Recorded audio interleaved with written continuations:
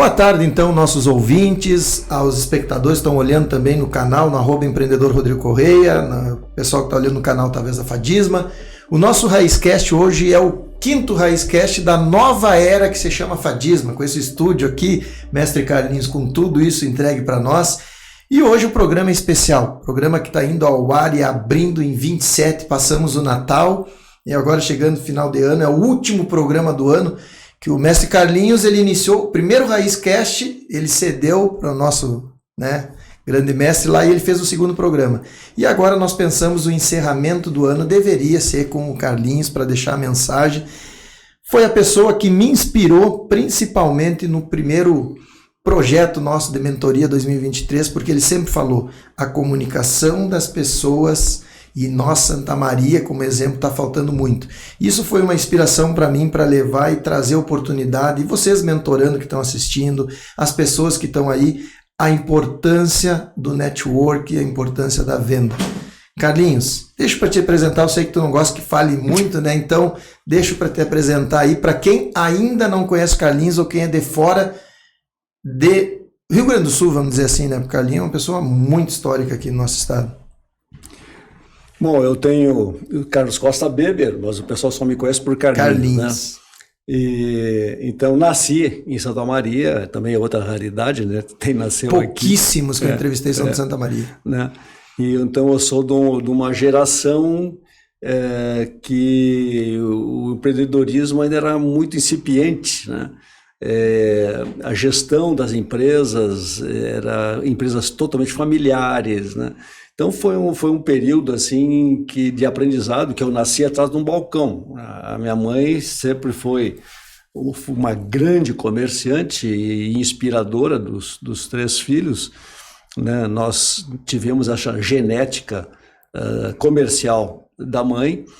Então eu nasci atrás de um balcão, então a minha paixão é o varejo, gostar de pessoas. Varejo é gostar de pessoas, né? Gostar de gente, de se relacionar.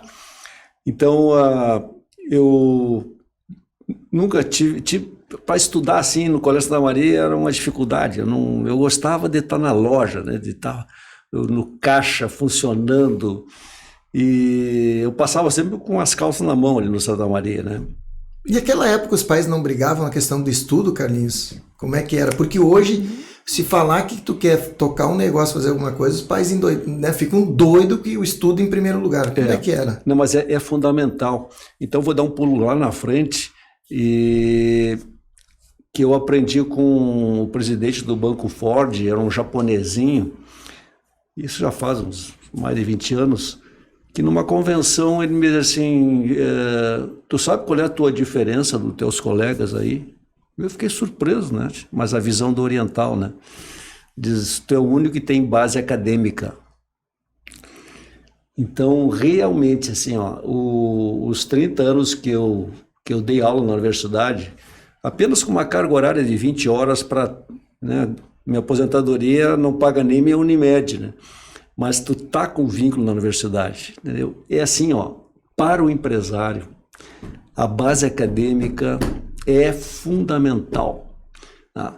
Tem que estudar porque o desafio ele é inerente ao nosso negócio. Então, o risco é o nosso convívio diário. O risco não tem como fugir do diário. Mas assim, a informação, o conhecimento, a pesquisa, a busca da experiência alheia, né, são fundamentais. E então, em cima disso, sempre gostei do magistério, então me formei em administração, primeira turma, em 1970. 1970, primeira turma do UFSM, primeira em administração. Eu fui o primeiro em 1967, quando abriu o vestibular, eu estava na porta da antiga universidade esperando para abrir. Eu fui o primeiro inscrito para o vestibular. E era aquilo que eu queria, né? Tive sorte de abrir o curso logo que eu terminei o 2º grau. Fiz o NPOR junto com o primeiro ano da administração, então foi um ano pesado, né? Me tornei oficial da reserva do Malé. E Aí, como não, os professores da administração vinham tudo de fora, então os primeiros, foi o caso o Marion, o Vitor Schuch, os mais bem colocados. Vitor Schuch é o pai do atual reitor. Pai do reitor. Luciano Schuch. Então nós já fomos convidados para ser professores e eu ganhei uma bolsa fazer o mestrado na Getúlio Vargas em São Paulo. Foi uma experiência fantástica. Voltei em 1973, assumi como diretor da Uglione. Na época nós compramos 40% da Uglione e comecei a dar aula, né? Por 10 anos eu fiquei na Uglione, aí nós éramos minoritários e surgiu a chance de pegar a Ford, né, 100%. Aí trocamos e eu estou fechando agora em janeiro 40 anos de Ford. 40 anos. Nossos últimos 2 programas nós estamos falando no mínimo empresas com 30 anos. Então 40 anos, estão fechando agora. E foi muito difícil, porque eu passei por 2 cisões no grupo familiar, né? O meu sonho era ficar sozinho, não gostaria de ter mais sócios, porque quando eu nasci eu já tinha meu pai e minha mãe de sócios. Aí eu não escolhi. Aí veio meu tio para cá, casou, então eu já ganhei mais 2 sócios que eu não escolhi, né? Aí depois veio meus 2 irmãos, vieram mais 3 primos, né? Então eu tinha 9 sócios que eu não escolhi. Então eu sempre fiquei assim, um dia eu vou ficar sozinho, dono do meu negócio, né? Mas só que também tem outro lado. Tu começa a dividir. Né? Sobrou sobrou o terreno onde está a Superalto hoje e a bandeira Ford. Então foi, né, períodos muito difíceis, né? Sempre se dizia assim, vamos passar essa ponte, a Ford assim, mais uma ponte a ser ultrapassada. Então eu consegui passar por todas as pontes e assim o maior lance comercial da minha vida foi justamente na crise de 2008, 2009, quando quebrou o banco Lehman Brothers, né, em 15 de setembro de 2008. Foi a crise mundial, não foi? Mundial. Parou tudo, acabou o crédito, né, aí... Talvez pior que a pandemia, economicamente? Ou não? Não, mas parou, né, parou tudo. E eu quebrava ou dava um peitaço, porque parou o consumo, as fábricas estavam cheias de carros, e eu disse, bom, eu tenho que fazer alguma coisa, né? E imaginei, não, isso aqui não vai durar muito tempo, né? E comecei, como os meus colegas do Brasil inteiro estavam devolvendo pedidos, né? Eu de dezembro, janeiro, fevereiro, eu comecei a fazer um banco de reservas desses pedidos. E quando o Lula chegou e disse, né, vou cortar o IPI dos carros, né, eu tinha 1.000 carros pedidos, né? Os meus filhos já enlouqueceu, né? Então em 4 meses a gente vendeu 1.000 carros novos, né? Foi Bateu o único revendedor de todas as marcas do país que apostou contra a crise, né? Não só equilibrou as contas da empresa, como a gente se tornou líder de mercado e mantivemos a liderança por 10 anos. A única cidade do país que afora era líder de mercado era aqui. E para quem está nos ouvindo, nós estamos falando de uma cidade de 350 mil habitantes. Né? Então, Rodrigo, chegando aí aos 40 anos, né? Com muita bagagem, né? Muita bagagem. Uma pergunta que é muito importante para isso. Sucessão. Como foi essa questão dos filhos se manterem trabalhando na empresa? Porque isso é uma dificuldade que a maioria tem. Como foi para ti? Eles tentaram fugir pela curva, teve que buscar... Não, é interessante, porque eu fui muito tempo, né? Fui por 20 anos, me envolvi na rede dos revendedores Ford, em São Paulo. E eu fui presidente e me deram o título lá de o visionário da rede Ford. Pela bagagem do magistério, eu vi que tinha um nicho de mercado, porque no mundo inteiro são as montadoras que fazem o treinamento dos revendedores, no mundo inteiro.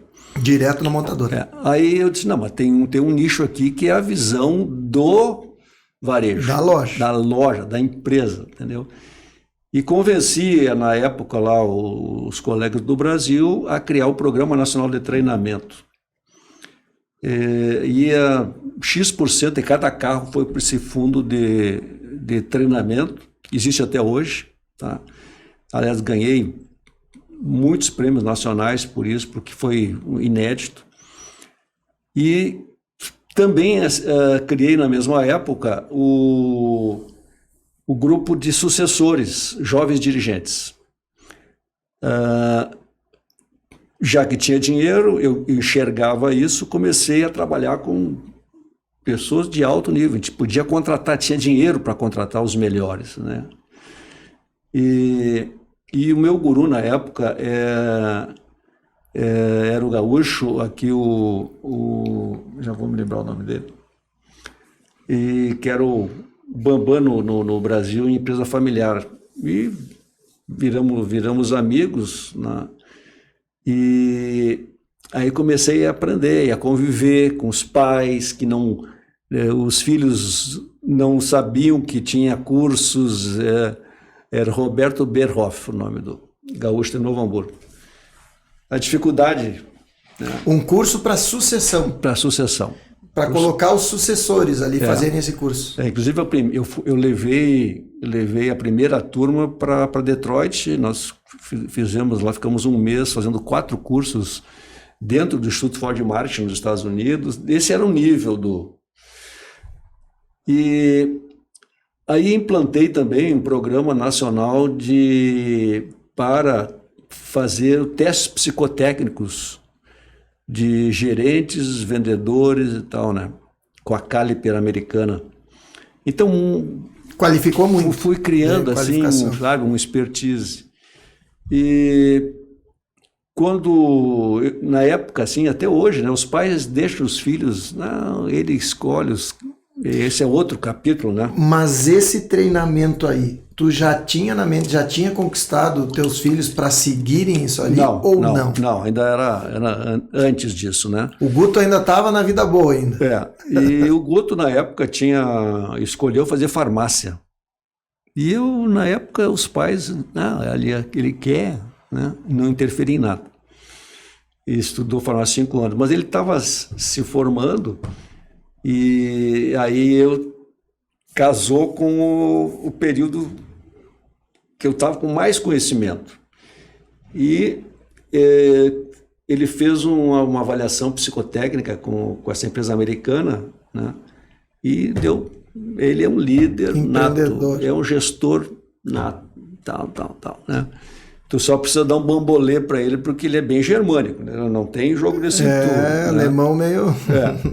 Entendeu? Então, aí começou o processo, quer dizer, que é isso, então, vai para a oficina, cursos de mecânico, de peças, lá na graxa, muito tempo aprendendo o dia a dia do negócio, né?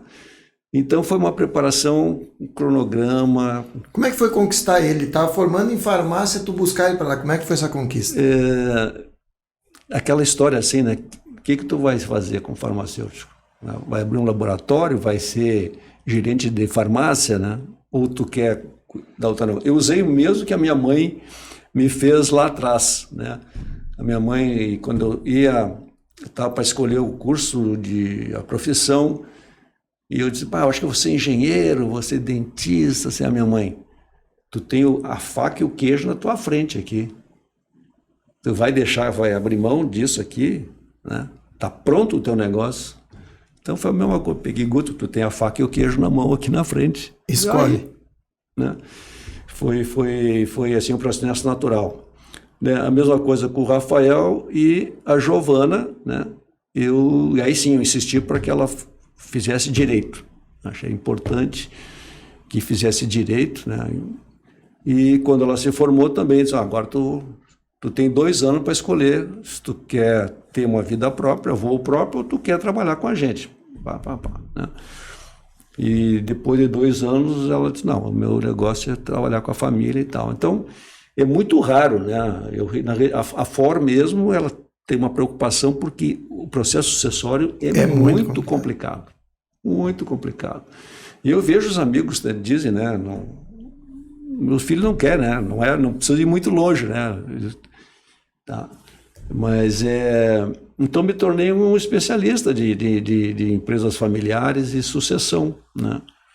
Então é um processo assim onde o amadorismo ainda é total. É muito.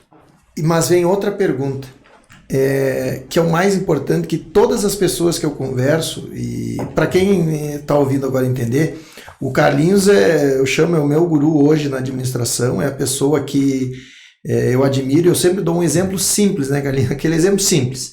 O Carlinhos, o pós-venda deles lá é um exemplo na fora, é uma conquista. E dentro desse pós-venda, ele tinha uma máquina de café que é o exemplo que eu dou para todo mundo. O pessoal hoje brinca comigo, eu tive uma reunião agora há pouco, o pessoal disse, nós vamos comprar essa maquininha de café. Então o Carlinhos, ele tem uma máquina de café que sempre teve, que é o atendimento para as pessoas que vão lá. E muitas pessoas vão para lá para tomar o café e conversar, e ao mesmo tempo vai gerando. E eu sempre dizia, o dia que eu tiver uma empresa e puder comprar aquela máquina de café, eu vou comprar.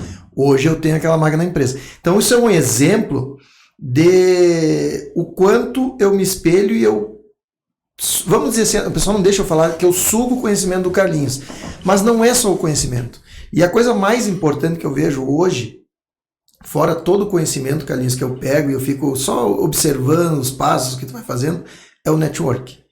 A questão do network é tão importante, que eu lembro que tu sempre falou que não espera só sugar de um lado, tem que ser dos dois lados. Isso é uma coisa que eu levo hoje, falo para todo mundo.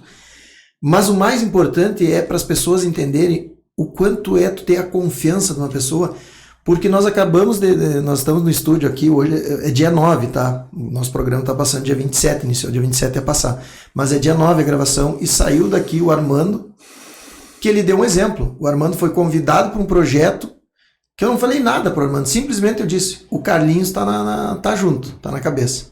Acabou. Não precisei falar mais nada. Todas as pessoas, quando eu falo, não, eu tenho o Carlinhos aqui. Mas eu sei, e isso as pessoas têm que interpretar. O Carlinhos tem 500 coisas para fazer. Eu tenho que entregar as coisas mastigadas. Carlinhos, é isso aqui, tá ok? Faz. Vou lá e faço. E é isso que as pessoas têm que entenderem. Porque por mais que eu esteja, e aí vem o que eu falo hoje, Carlinhos, que a gente tem que aprender a humildade. E eu tenho que entender que eu estou num processo de crescimento, não só empresarial, a empresa, mas como pessoa. E a humildade vem. Por que a humildade vem? Porque tudo que eu aprendo e que eu faço vem das pessoas com mais experiência. E eu tenho que saber que cada vez eu tenho que pegar mais isso. E eu tenho que saber porque, eu sou um grande líder, eu tenho nascença, como a Mônica fez o teste e colocou lá. Ok, mas esse grande líder ele tem que ter humildade e saber reconhecer. E quando eu falo com o Carlinhos, qualquer coisa que eu vou fazer, não é puxar o saco. Não é, e as pessoas querem crescer carreira e não sabem fazer isso. É eu saber que o cara lá na ponta, que o Carlinhos está cheio de negócio, está cheio de atividade, está fazendo aquilo ali. Cada minuto dele é precioso. Quando eu chego com algum tema para o Carlinhos, Carlinhos, é isso aqui, o que tu acha? Beleza, pode fazer, pode fazer. E assim vai. Então as pessoas têm que entenderem que isso é muito importante para o crescimento pessoal e profissional. Vocês entendem que vocês não vão puxar o saco de uma pessoa, não, pelo contrário, vocês vão pegar o conhecimento e vocês têm que saber que tem que entregar as coisas. E é isso que as pessoas não trazem, né?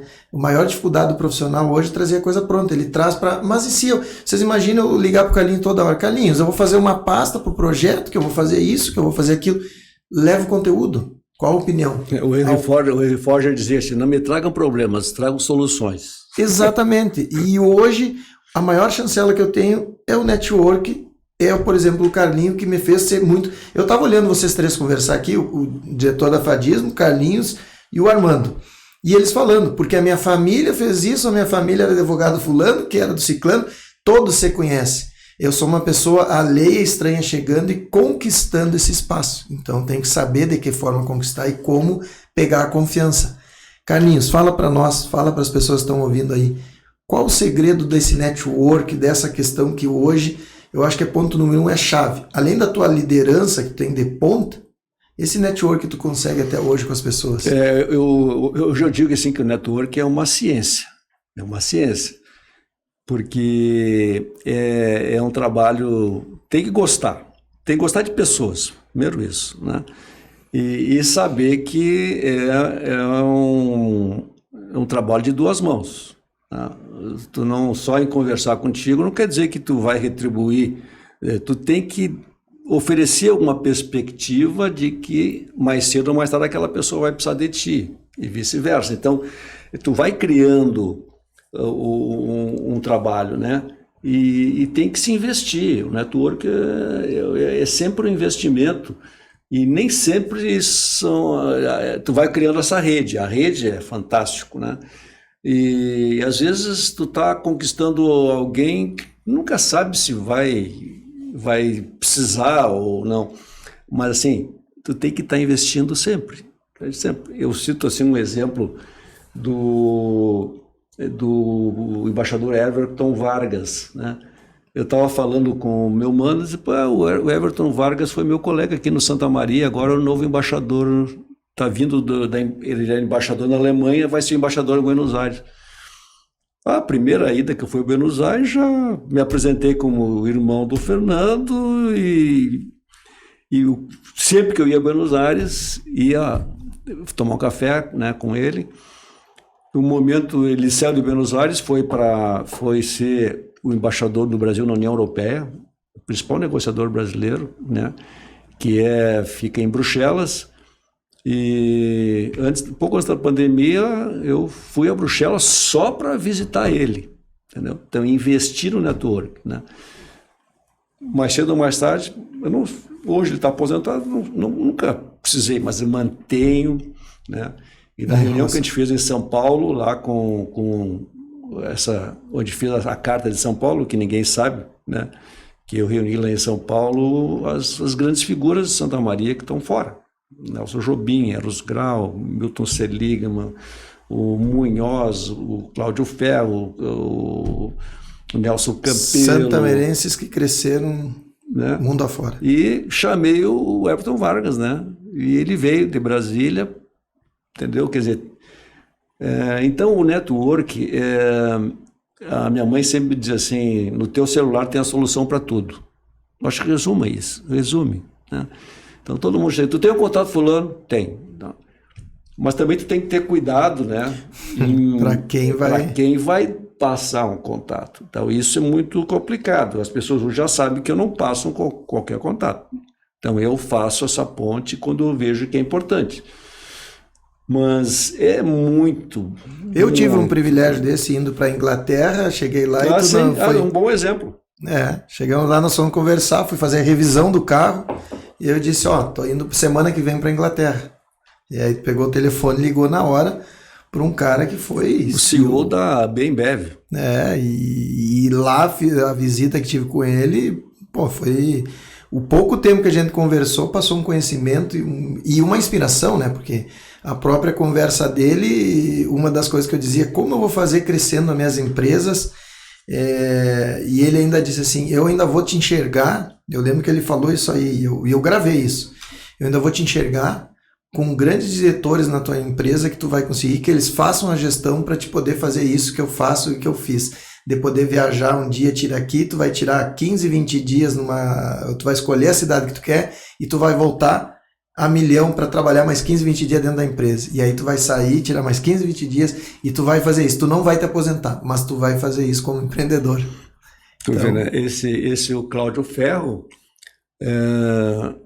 uma vez que eu ia para Nova York, liguei para o Milton Seligman, que é santamarense, que foi vice-presidente da Ambev, e me dá uma sugestão de hotel ali, tal. Tu conhece o Cláudio Ferro? Se formou em Santa Maria, em Química e tal, ele é o CEO. Não. Bati na cobertura do Trump Tower. O cara é dono da cobertura do Trump Tower. E conheci, né? E nunca mais deixamos de conversar, né? Ele veio nas 2 missões que a gente fez aqui, tecnológicas que a gente fez no Brasil, ele veio da Inglaterra para acompanhar a gente. Então assim, eu não uso nem muito pouco o network, mas ele Aqui, por caso recente também, aqui que a gente conseguiu o laboratório NB3 para a universidade, né? Um laboratório sofisticadíssimo, e era pandemia e a reitoria também não tinha muito acesso ao MEC, né? As pesquisadoras me procuraram e nós soubemos que o senhor é o cara para abrir portas. Nós precisamos fazer um laboratório de pesquisa de extremamente seguro, porque é vírus vivos, como o coronavírus, né? Mas um telefonema, General Pafiadashi, conterrâneo, irmão, assim, botou embaixo do projeto, chegou lá no MEC, aprovou na hora, quer dizer, está aí o laboratório, nem a URGS tem, né? E então é bacana isso, né? Porque tu vai cultivando, tem que manter e tem que mostrar que tu pode oferecer alguma coisa. É toda uma troca, né? E sabe que eu vou aprendendo, eu vou olhando, né? Tu não falou aqui a quantia de contato tem na área militar, né? O quanto tem de contato. Que inclusive um dos que eu conheci foi o General Bolívar, né? Foi chefe do GSI. Uma pessoa com conhecimento, assim, absurdo. Fantástico. Fiquei conversando com ele, pegando, a gente pega muita coisa. E hoje eu vejo que eu estou trilhando esse caminho, porque como eu fui oficial temporário, a turma da AMAN do meu ano, que chegou junto comigo, que a gente serviu alguns anos junto, estão assumindo comando todos aqui no Rio Grande do Sul. Então ontem teve uma passagem de comando em São Borja, não pude ir, que assumiu o comando segundo a ICMEC, que era do meu ano junto comigo, o Lorenzoni.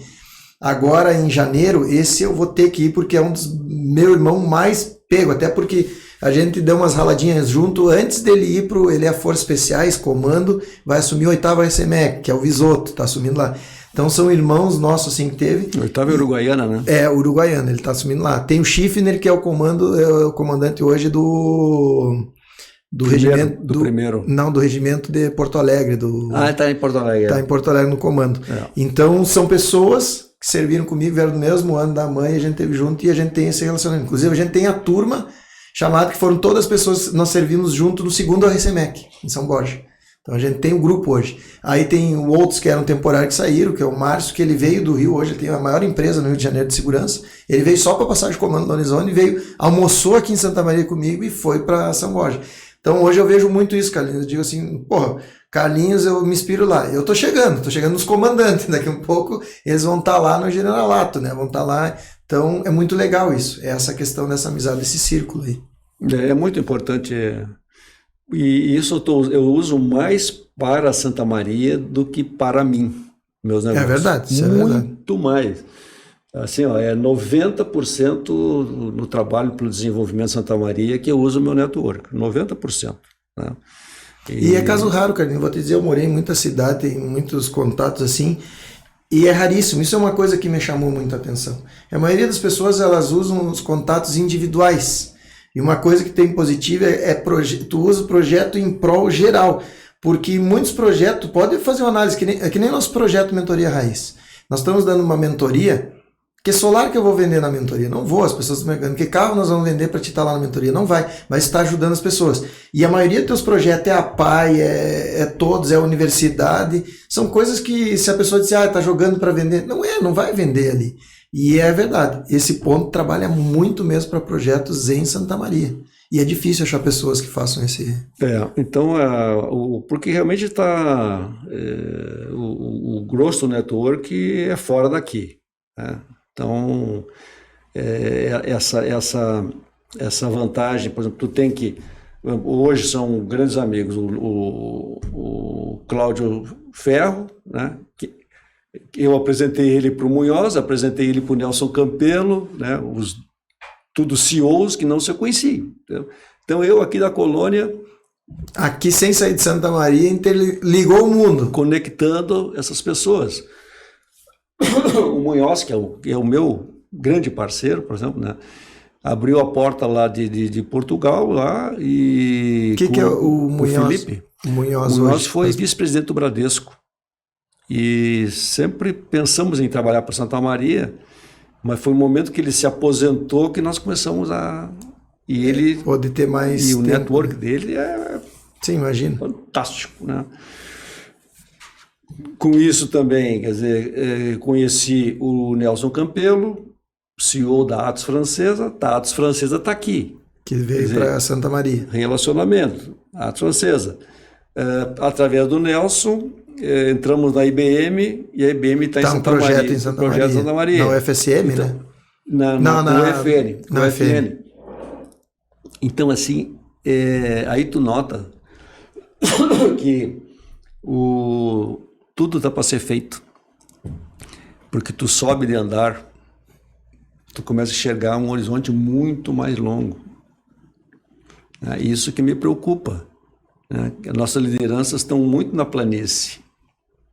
Então, essa dificuldade... E tu só sobe de patamar com relacionamentos. É isso aí.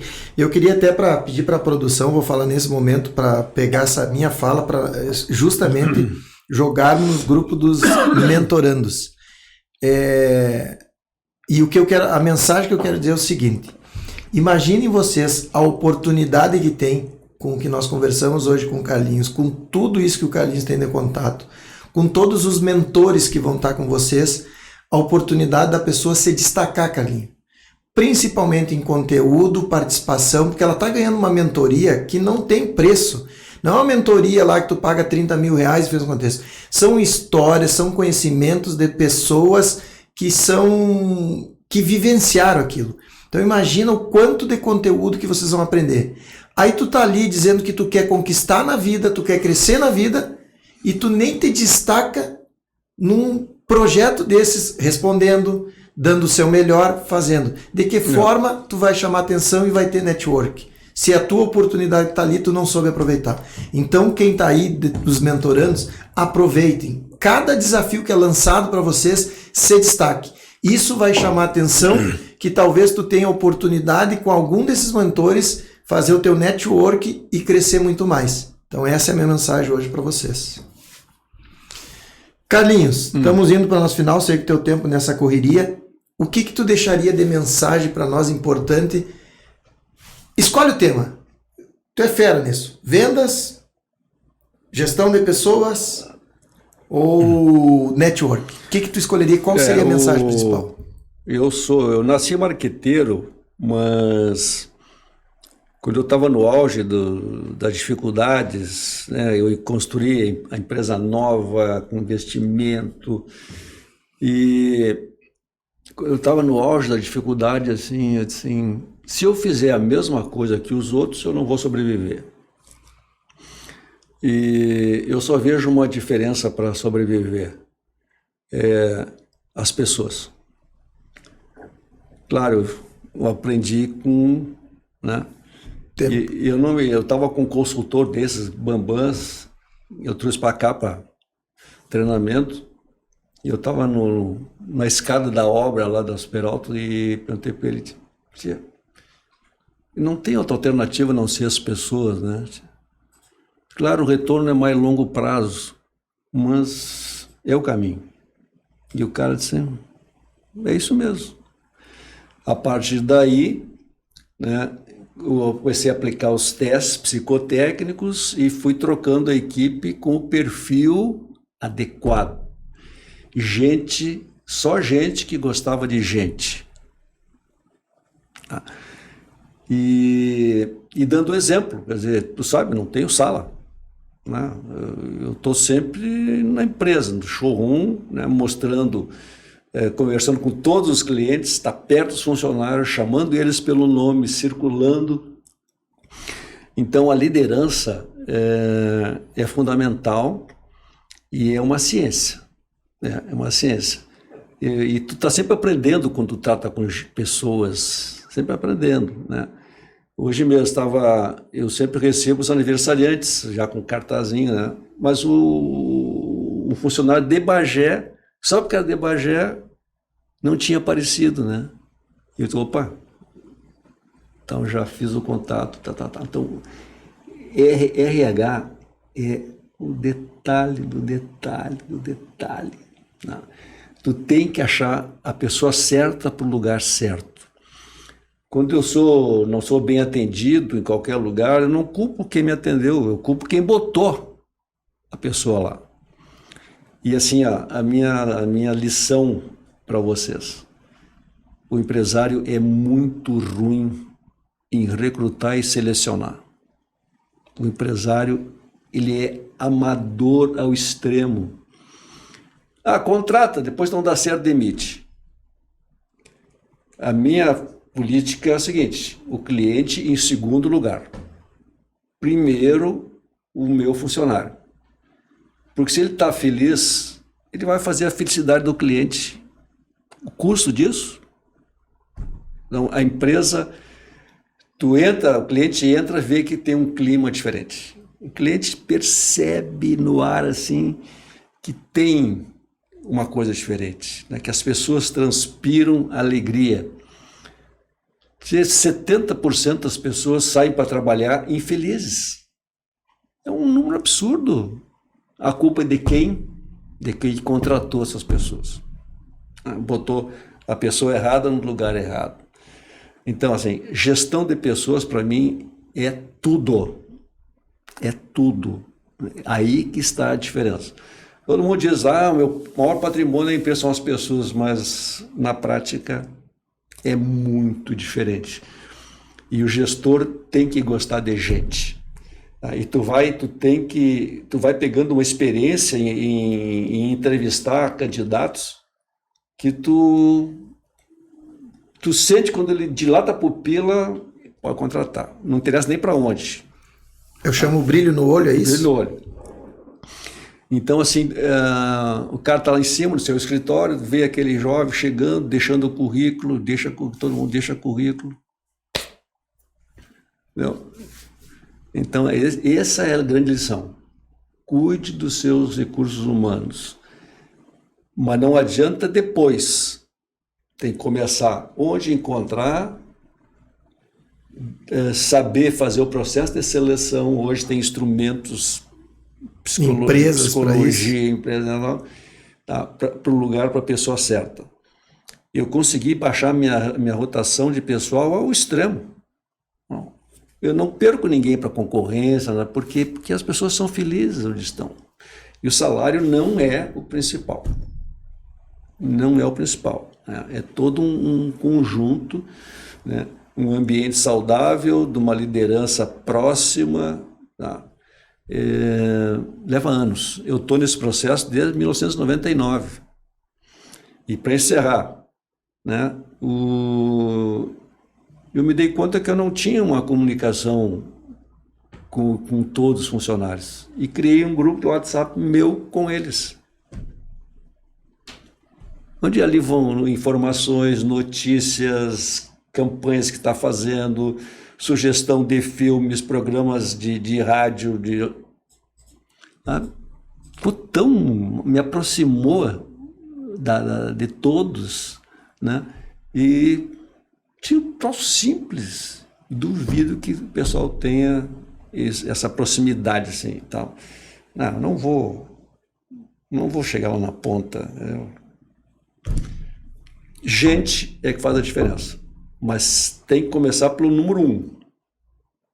Não é o teu gerente que vai mudar aqui, é tu. Se o número 1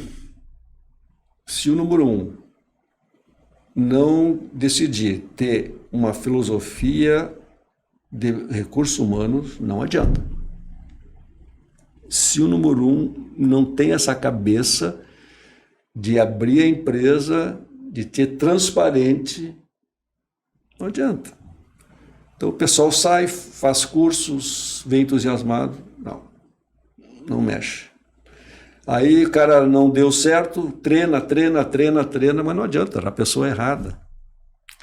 Então assim, lição, cuide do processo de seleção. Tu vai ver, tudo é consequência. Mas tu tem que gostar de gente. Esse é o maior, principalmente, desafio, né? E eu gosto que as pessoas todas falam, eu faço gestão de pessoas, aí boto na hora, são pouquíssimos que conseguem, a gente tem que se doutrinar. O calcanhar de Aquiles das empresas é a gestão de pessoas. E hoje nós dividimos, né? O meu setor hoje, lá eu aprendi isso e eu dividi. O meu DP está dentro do administrativo e o meu RH está no marketing. que aí a psicóloga, que é a Débora, que ela já linka com o marketing, com tudo que a gente precisa, e ela sabe como é que a empresa é a essência, e ela leva isso para os funcionários. Então, esses meus grandes amigos aí, um grande CEO, então assim, tu sabe que o meu foco é o marketing, só que eu acho que eu vou passar o foco para RH. Cheguei só agora. Te deu conta? Tu tá dando conta? E o cara né? Isso aí tu tinha que ter feito há muito mais tempo. Muito mais tempo. O marketing é uma consequência. O RH é fundamental hoje na relação, principalmente com as novas gerações que vêm também. Então, realmente, e eu tenho aprendido muito e olhado muito sobre isso aí. Nós estamos na Idade Média. E é importante. E eu, às vezes, sou muito acelerado nas coisas, e muitas vezes daí Dona Jaque que vem em freio. Diz ela assim, Rodrigo, não é porque tu tem esse pensamento rápido que as pessoas vão ter rápido, e tu tem que entender as pessoas e te comunicar que possa dar um processo melhor. Então, e todas as entrevistas que nós tivemos aqui, pode ser o financeiro. Fala em pessoas, não escapa dessa aí, não tem como, né? Carlinhos, queria te agradecer, deixar esse nosso último programa do ano, que é esse aqui, né, o encerramento, e vai abrir agora, todos os mentorandos estão na expectativa 2023, que vem as aulas técnicas de todo mundo lá, o primeiro sábado. Então, muito obrigado, e se tem alguém que eu possa dizer que fez rodar isso aqui, vamos dizer assim, acendeu a chama para mim, tocar o negócio, foi tu. Então te agradeço muito até hoje. Eu acho que eu nunca tinha te agradecido e falado, né? Acho que eu nunca tinha dito muito obrigado que eu tenho um mentor, e o mentor é o Carlinhos, e então vai meu agradecimento aqui. Tenho certeza que o meu crescimento pessoal, profissional e principalmente da minha empresa é essa ligação que eu tenho contigo. Então para mim foi um network que me deu talvez muito mais resultado para mim do que para ti, né? Mas te agradeço mesmo. Não sei se tu quer deixar as últimas palavras aqui. Não, Rodrigo, eu te falei hoje no telefone, né? São tão raros os líderes dispostos a compartilhar o seu conhecimento. São raros. Muito raros, né? Nós, empresários, vivemos a quatro paredes. Nós temos uma dificuldade de compartilhar conhecimento. A palavra está que tu não vê empresário nas universidades. Não vê. Entendeu? Então, a distância, tudo é distância. Então, eu te disse hoje assim, né? Quando tu treina comigo, anda. Eu preciso de parceiros assim, entendeu? Que têm essa missão e abraçam.